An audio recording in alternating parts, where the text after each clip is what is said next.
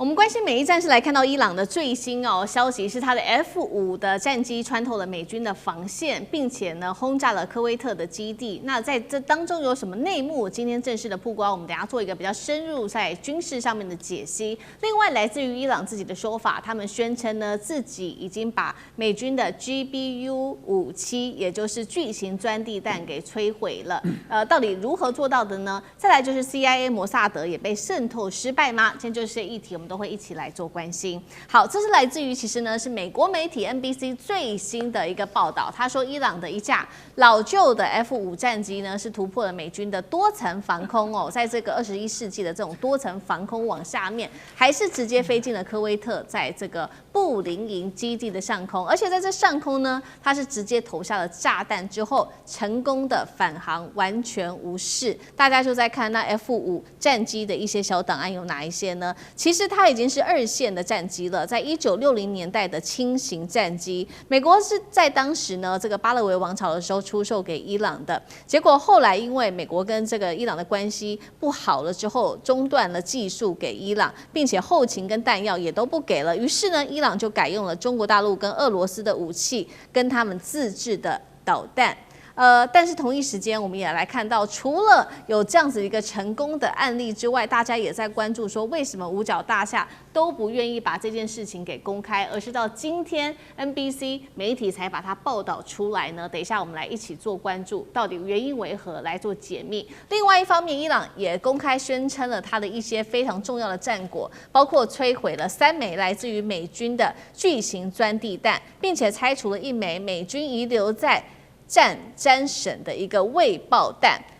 他还说呢，已经捕获了美以支持的武装组织的据点，扫荡了在这边的亲美势力。再来，他还说呢，逮捕了与摩萨德有关的间谍以及他的雇佣兵，并且缴获了美以一直长期提供给反抗势力的大量武器，当中包含了8个火箭筒、2000多发的弹药、90个炸弹引爆器、18枚手榴弹、5枚的迫击炮弹。还有呢，包括了无线电、通信设备等等。我们先来关注伊朗这一架F5这种老旧战机是如何可以突破美军的层层包围的防空的这个防空网来做一个突破，那完成轰炸还可以全身而退，这当中的任务到底有多艰难？那美军在中东的防空体系难道是真的出问题了，才可以让伊朗做到这样子一个在空中的突破吗？舰长怎么看？我们对于这个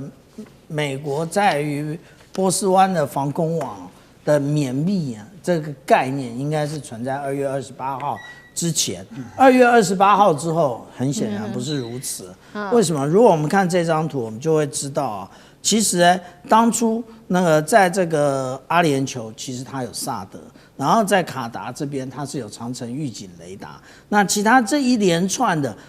那个机场其实它都有一个防御的，无论是爱国者或者是这一个管制的雷达那它最主要的目的是什么？它最主要的目的，也就是伊朗从这个位置发射各种飞弹的时候，它都能够提前预警。不过这些飞弹对不起，这些雷达现在存在的已经不多了。那而且呢，替代的这一种机动雷达，那实际上来讲，它的射程，对不起，它雷达搜索的范围没有办法跟我们刚刚讲的长程预警雷达或者是萨德之眼，也就是萨德雷达相比现在美军最主要的有关于防空的建立是什么？也就是有关于 RQ4 的部分RQ4 我们现在可以看到，这是4月24号 RQ4 这样飞。那同样的，今天那早上那个 RQ4 从这个伊拉克这边一直往波湾这边飞，意思是什么？意思也就是说，现在他们真正的防空网只能靠这些高度长航时的无人机了。那至于说为什么 F5可以存在 ，F5的存在其实就跟我们上一次在这个之前我们看15号看到这个护航巴基斯坦的高层到达德黑兰的状况一模一样。那个时候出现的不是 F5，那时候出现的是幽灵式战机那个时候出现的照片在这一张那但是呢，其实如果我们来看这一个伊朗它的有关于战机，它也有类似台湾佳山基地的这一种保护啊。那它在这个洞库里面保护呢，那其实也就是可以存在至今的部分。其实 F5是一架不错的战机。那以我们台湾这个国军而言呢，它也在它是在去年的7月4号才刚刚汰除。它原来是作为步训机，也就是当这个空军官校或者是这一个常备飞行常备军官班毕业之后，那他们会从这个飞完 AT3之后，现在是永鹰了。飞完那个 AT3之后去飞，以前是 F5，现在已经改成永鹰了。那也就是步训机的部分。那我们来看这个，也就是其实伊朗一直很爱惜啊。这个当初在巴勒维那个国王的这个期间里面，其实除了 F5幽灵式之外，还有之前全部被击灭的这一个 F14这个熊猫式的战机啊。那其实呢，他们应该还有4艘啊，这一个具有这个区域防空能力的这一个既得级舰啊。可是后来因为美伊交恶之后，那4艘就被封存，现在那是4艘起风之后都在台湾。所以我们讲到说啊，其实伊朗这么多年，它已经没有什么新式装备了。那现在就是因为他们使用了弹道飞弹无人机，把这一个美军在波斯湾所有的防空系统全部击灭，所以只剩下无人机。可是无人机它终究没有办法掌握每一寸土地，就给了之前的幽灵式、现在的 F5机会。好，所以看到伊朗这个新一波攻势哦，除了我们先前讨论到非常多的无人机啊、导弹之外，现在还有这个 F5这个比较老式的战机。同样的问题也特别请教委员又怎么看？到底它又是如何可以做到这样子一个大突破的？再来就是说，伊朗的另外一个战果，他说摧毁了3枚的这个钻地弹，那大家就在看说，是不是上次的突袭行动留下来的这个突袭行动留下来的遗留的物，那趁机。这个让伊朗可以趁机来做销毁，并且把技术也留给了伊朗吗？委员怎么看？是，我想刚才舰长已经给大家介绍过了嘛，就是美国跟他的盟邦，包含以色列的，在中东布下的多重的这个防空系统哦。那么，但是这一次的 F5之所以能够成功的去突袭了这个美军在这个中东的基地吧，布林营，其实最主要的原因只有一个，就是因为它够老旧，因为它实在太老旧了。就是这是一个老旧的飞机，老旧的飞机呢，就是飞很低，然后又飞很慢。可是各位知道，现代的这个防空系统，它防的都是导弹哦，防的都是这个尖端的什么隐形战斗机，所以对美国跟以色列还有它在中东所布防的这些多层次的防空网，他们锁定的都是高空。那低空呢，反而就变成另外一个盲点。为什么是盲点？因为他们要避免误击民航机，他们也要避免很多杂讯的干扰啊。所以呢，照这一次所释出来的各种讯息看起来，那架 F5呢，就是因为它飞得很慢，又飞得很低，所以在这种情况之下呢，它就顺利的在这个盲点当中顺利的往前突进了。那更重要的一点是，伊朗不是只派了这一架，他在这架飞机这个执行任务的时候，他同时大家对一下那个时间，他同时派出了大量的无人机群啊。在高空吸引了所有的这个美国、以色列还有这些中东基地的这些防空网的注意啊，所以这个时刻所有的防空系统都在打这些无人机群啊，反而让这架 F5的这个战斗机能够顺利的飞了进去。那飞了进去之后又来了，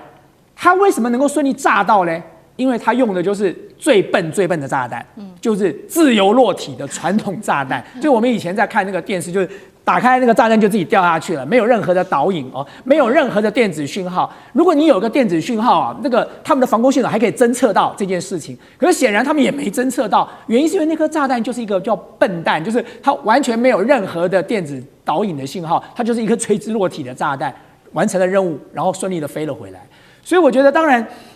这是侥幸啦，就是我相信美国也会在防空网上做出适度的调整嘛，因为这件事情发生了，就代表说这不可一不可再了哦。那么，但是就如同刚才舰长讲的，就是显然伊朗也保留了一定的空军实力。那光是这个包含像刚才舰长讲的幽灵式战斗机，就代表川普说他把他的飞机都打下来，这显然不是这样的嘛，他还保存了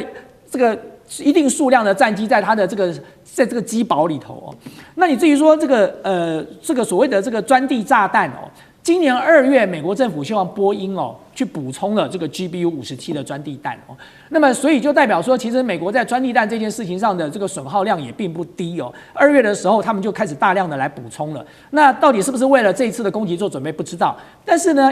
要看到伊朗这一次哦，他所得到的4枚不是3枚哦，就4枚钻地弹里头。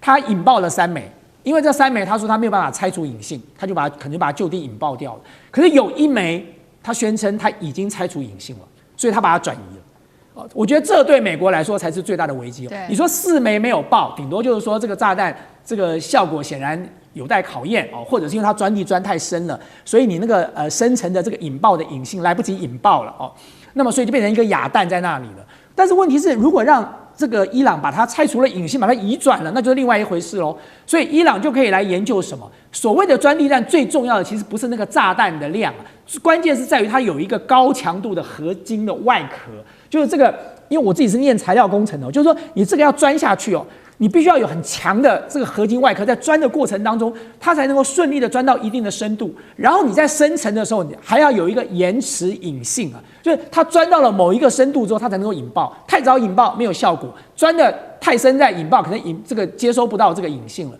所以它其实要搭配的刚刚好。所以如果今天你让它顺利的移转了这枚这个钻地弹哦，这个 GBU-57重型的钻地弹，那极有可能做出逆向工程哦。那么就算没有逆向工程，它所得到的参数，伊朗就算自己不用，中国大陆跟俄罗斯都可能用哦。就基本上他们就掌握了这种所谓的高强度合金外壳的这个技术了。那你更不要讲说伊朗自己的反制措施啊，就我掌握了你这个东西之后，我就知道说哦，大概多深，大概会爆掉，所以我接下来我在进行地下工事防御的这些碉堡新建的时候，我就会考虑我的深度要挖到多深，我应该要用什么样的强度才能够有效的抵御这种高强度合金外壳的这个在这个坠落的过程当中的冲击。所以这些东西其实都是打脸美国啦，就是让川普脸上无光嘛。就这跟川普当时这个忽悠全世界跟忽悠美国人民的，显然就不是事实了。好，这场战事也证实，这个包括伊朗内部的军事武器，其实是有很多都还没有拿出来做使用的。那并且呢，也是借由这一场空袭行动，拿到了美军的钻地炸弹，恐怕会来进行的是逆向工程，这个是美军目前为止最担心的事情。这是在军事行动上，伊朗说他的重要战果，另外一个战果就是我们刚刚也特别提到，在政治上的战果。他说呢，捕捉了 CIA 跟摩萨德的这一些人，并且来做扫荡，真的有可能吗？那杨老师又怎么看？他是宣称他逮捕了数十人，就是在伊朗的在地协力者，针对摩萨德或者是 CIA 的，所以。情报方面，我们看到，在这个战争后期的时候，当以色列在3月底在做第2次针对伊朗的高层的斩首行动之后其实你看到后来的讯息就比较少，尤其是后来几次的从大概77波以后一直到100波的这个就是伊朗的这个攻击以色列边所掌握到的情报，尤其他自己本身的核弹基地也受到攻击的时候呢，大概就知道。在伊朗当地，以色列跟美国所做的情报网差不多一定的程度瓦解，而且就算没有瓦解，其实大概效能也没有像以前那么高。为什么？因为伊朗的政府被你整个更换了嘛。它更换之后呢，第一个它先去中心化，那你情报的掌握就不容易。第二个，当它新的政府就是穆奇塔巴政府开始形成的时候呢，它也没有立即的形成一个单一的集体，而且它换了很多人。所以只有在政府层面这边，总统啊、外交部长一直都还存在的他这个体制，但是呢，革命卫队这边呢，基本上已经整个权力结构跟他的人都不一样了。有些人甚至到第3层、第4层去了，因为什么？因为被炸死了。对，所以呢，这个时候当然你在做情报就非常不容易。我觉得美军在目前为止在军事上其实不管是战争在基地哈这2个层面，大概都已经是失败了。这个战争其实他打输了，才会要进行到和谈。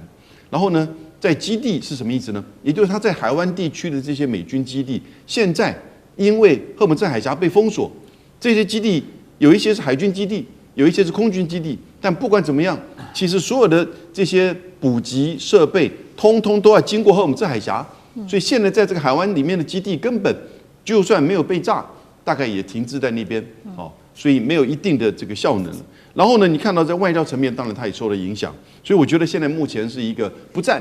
不和、不谈、不停什么呢？双方没有停下来，彼此双重封锁，所以有点僵局在那边。我觉得美国一定要先释出一个就是善意，这个善意就是说我的建议就是愿意撤除制裁，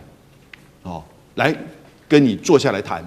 哦，如果你坐下来谈，愿意答应我一些条件，我第一时间就制裁，就停止制裁。那这个我觉得可能双方的这个善意能够建议的话呢，那接下来的谈的空间呢就会展开了。好，谢谢杨老师。那我们休息一下，马上回来。地缘政治、美中之争、战略价值、强权崛起、